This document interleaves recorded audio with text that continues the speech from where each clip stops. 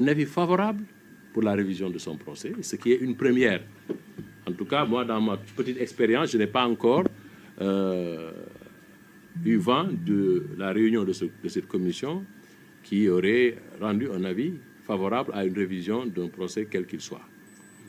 Alors donc, c'est pourquoi nous estimons que cette commission, qui est quelque part même l'émanation de la Cour suprême, puisqu'il y a un président de chambre, je pense qu'il doit être le président de chambre le plus ancien, je n'ai pas cité son nom, et monsieur le procureur général, c'est une émanation de la Cour suprême, et je vois mal demain la Cour suprême venir prendre le contre-pied de la commission qui a émis un avis favorable, d'autant plus qu'il n'y avait absolument rien d'extraordinaire, de particulièrement technique.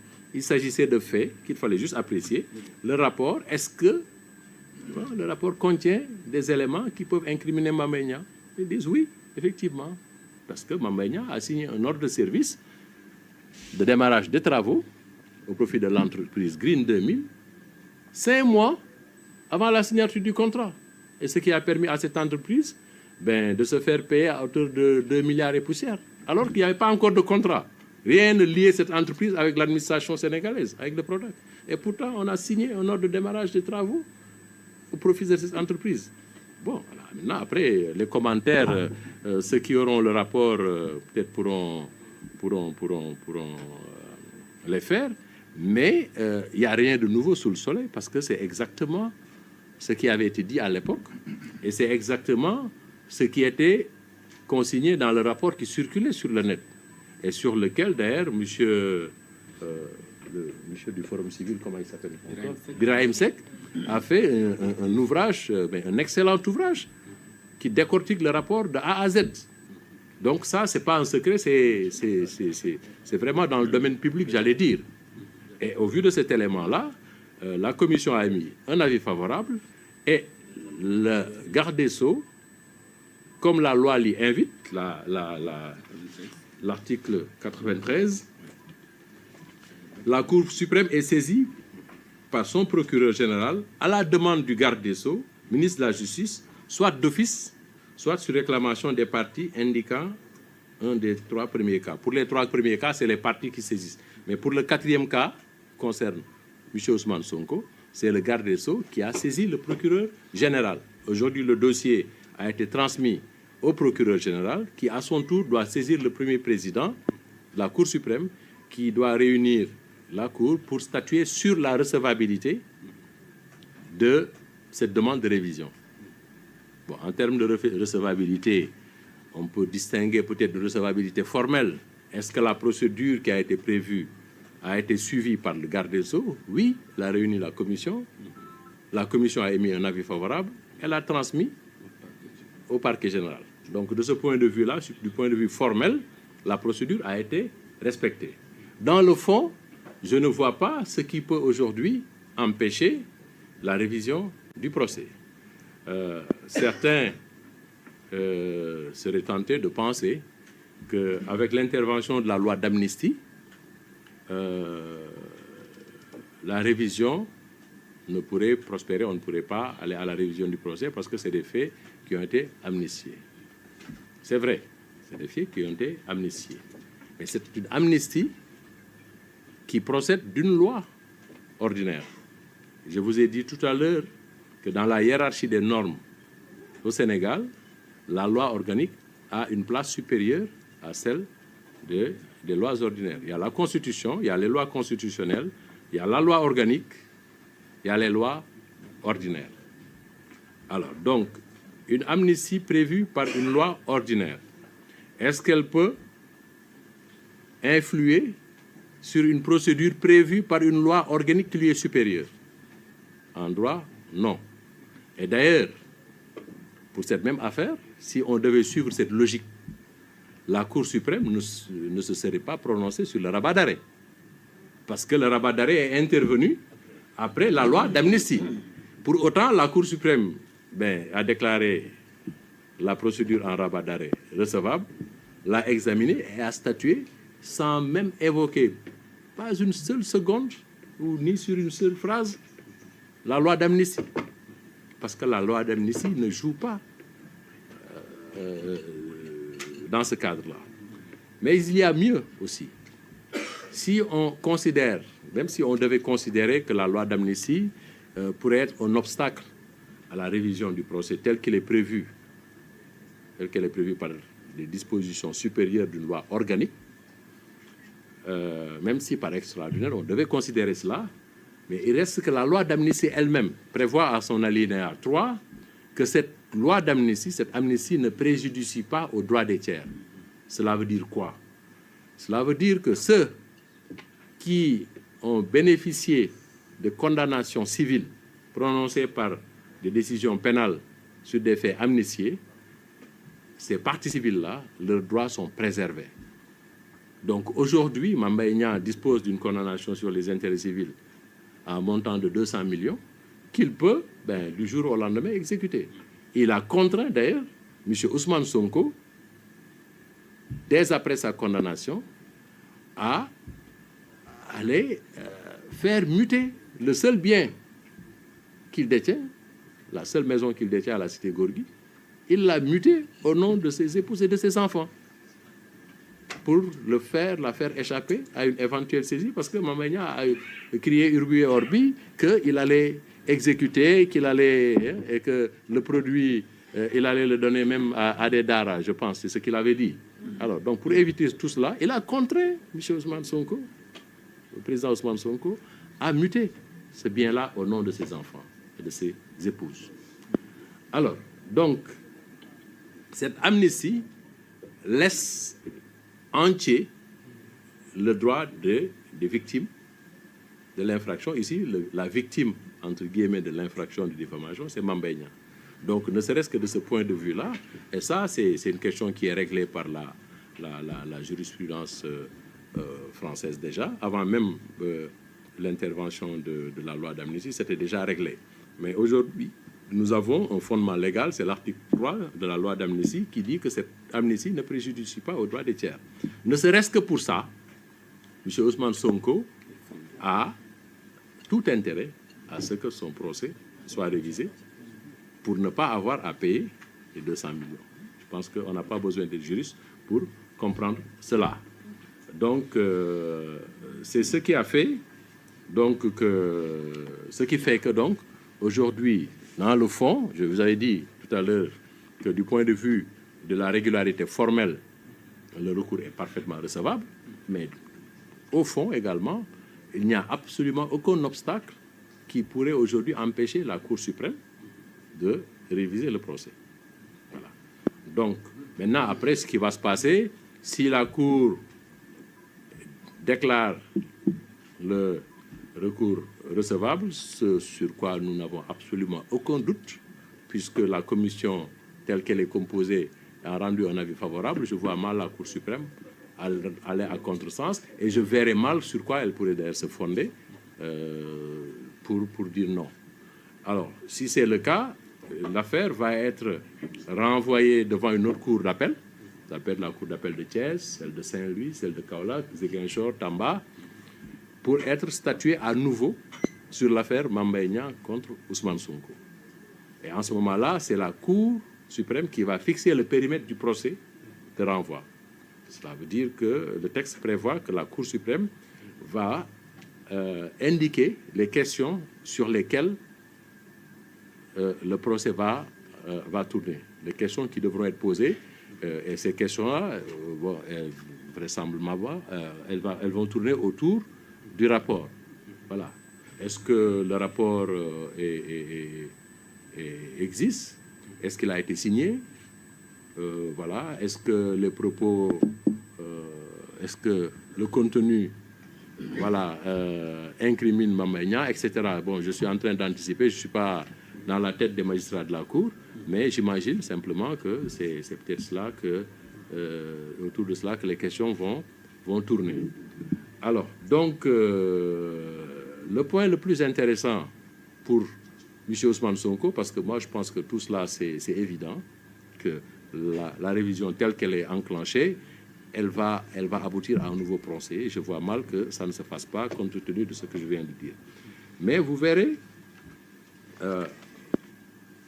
en lisant la loi organique sur la Cour suprême,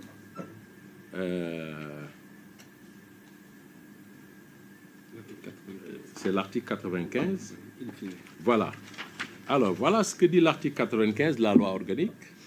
L'arrêt ou le jugement de révision. Donc, si la Cour suprême décide de renvoyer devant la Cour d'appel de Kaolack, par exemple, pour être jugé, et que la Cour d'appel, au vu du rapport, dise, ce qui est fort probable et presque même indubitable, qu'il n'y a pas de diffamation, parce que le fait qui était réputé diffamatoire, en réalité, c'est un fait qui est là, qui existe. Le rapport est là et qui incrimine. Et elle va infirmer la décision et relaxer M. Ousmane Sonko du fait de diffamation, du chef de diffamation. Et dans ce cas, cet arrêt ou le jugement de révision, d'où résulte l'innocence d'un condamné, peut, sur sa demande, la demande du condamné, lui allouer des dommages et intérêts à raison du préjudice que lui a causé la condamnation. Alors là, ça va être intéressant. Parce que pour quelqu'un qui se plaint d'avoir été diffamé en ce que celui qui l'aurait diffamé aurait prononcé le mot épinglé, on lui alloue 200 millions parce que simplement on a utilisé le mot épinglé. Qu'adviendrait-il de celui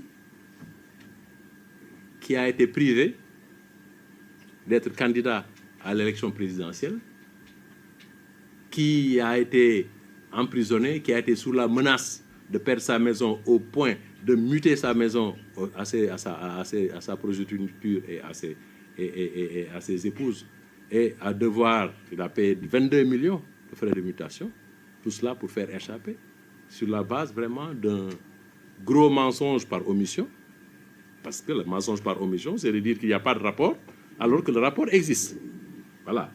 Et puis, il y a même un mensonge positif. C'est celui qui a été fait par le coordonnateur du PRODOC, pas celui qui était là au moment du rapport, mais celui qui l'a remplacé, parce que M. Samba Laobé, je pense, il est décédé, Dieu ait pitié de son âme. Celui qui l'a remplacé, M. Amadou Niang, dans le cadre de l'enquête préliminaire, M. Adramé Sarr, commissaire de la DIC, lui a fait une réquisition pour lui demander est-ce qu'il y avait un rapport PRODAC tel que Ousmane Sonko l'affirmait. Alors, le monsieur, il répond, c'est une pièce de notre dossier pénal, il n'existe pas de rapport PRODAC. Voilà ce qu'il dit. Il s'est agi d'une enquête portant sur le contrat clé en main relatif aux études et aménagements hydro-agricoles des domaines agricoles de Sefa, Itato, Kersambakan et Kermomarsar, conclu entre le PROGAT et Green 2000, dont le rapport n'a pas été approuvé. Voilà ce qu'il dit, dont le rapport n'a pas été approuvé. Et ça, il le dit en 2023. Or, le rapport, non seulement il existe, il a été approuvé, il a été signé en 2018. En 2018. Ça, c'est un gros mensonge sur lequel on s'est fondé pour dire que M. Ousmane Sonko a diffamé Mame Niang. Voilà. Donc, je ne vais pas tout dire parce que je ne suis pas seul. J'ai mes confrères qui vont prendre certainement la parole pour appuyer, enfin, en tout cas, revenir sur certains de ces points-là.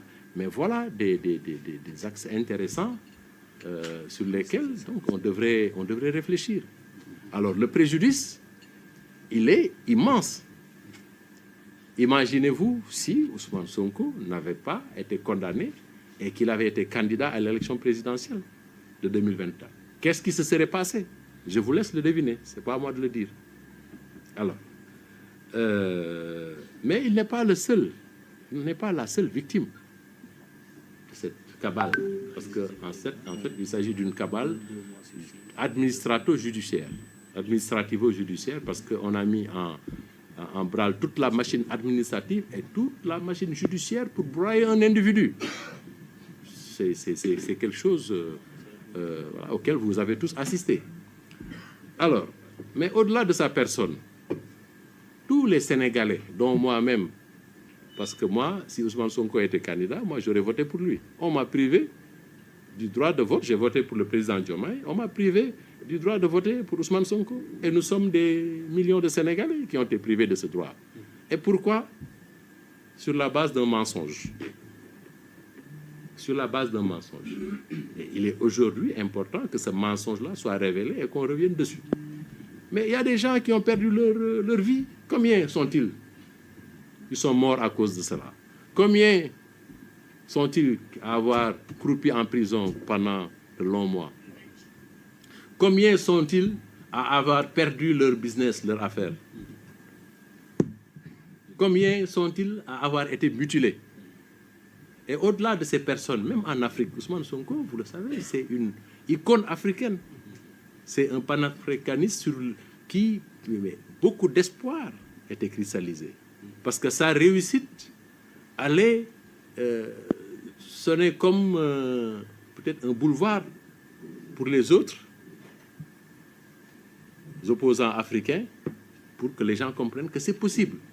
C'est possible d'y arriver. Malgré tout ce qui s'est fait, toute la machine qu'on a déployée contre lui, il est parvenu à ses fins. Hélas, à cause d'un Mamba Niang, d'un gros mensonge qui a fondé des décisions de justice, tout cela n'a pu se faire. Donc le préjudice, il est incommensurable. On a l'habitude, c'est un mot qu'on utilise souvent dans notre jargon, nous autres avocats, mais nous sommes dans un cas d'école typique de préjudice incommensurable qui ne peut même pas être réparé en argent. On lui aurait versé, on aurait condamné Mamba Niang à lui payer 100 milliards de dommages et intérêts, ça ne réparerait pas le préjudice subi par Ousmane Sonko et tous ses partisans et tous les membres du PASTEF. Et le moment venu, croyez-le bien, nous ne manquerons pas de demander des dommages et intérêts sur cette procédure-là. Et la loi nous permet aussi à M. Ousmane Sonko d'agir autrement ailleurs, devant une autre juridiction pénale, pour se faire allouer d'autres dommages et intérêts sur la base de la dénonciation calomnieuse. Et nous nous réservons, nous, notre client, nous avec lui, bien sûr, d'user de toutes ces voies de droit. Alors, j'ai parlé trop longtemps, vous savez, les avocats, nous sommes parfois trop bavards, mais vous comprendrez que ce que j'ai envie de dire, tout ce que j'ai envie de dire, je n'ai pas pu le dire parce qu'il faut que je laisse la place à mes excellents confrères qui sont là. Et donc, je vais sans tarder retourner la parole à notre doyen Massokhna Kane, qui va, je ne sais pas qui d'autre va prendre la parole. Voilà, Abdi va reprendre mon propos en Wolof. Après, peut-être s'il y a des confrères qui souhaiteraient dire un mot, insister sur un ou deux autres points, ils pourront le faire. En tout cas, je vous remercie de l'attention que vous avez bien voulu m'accorder. Et sans tarder, Abdi, je te laisse la parole.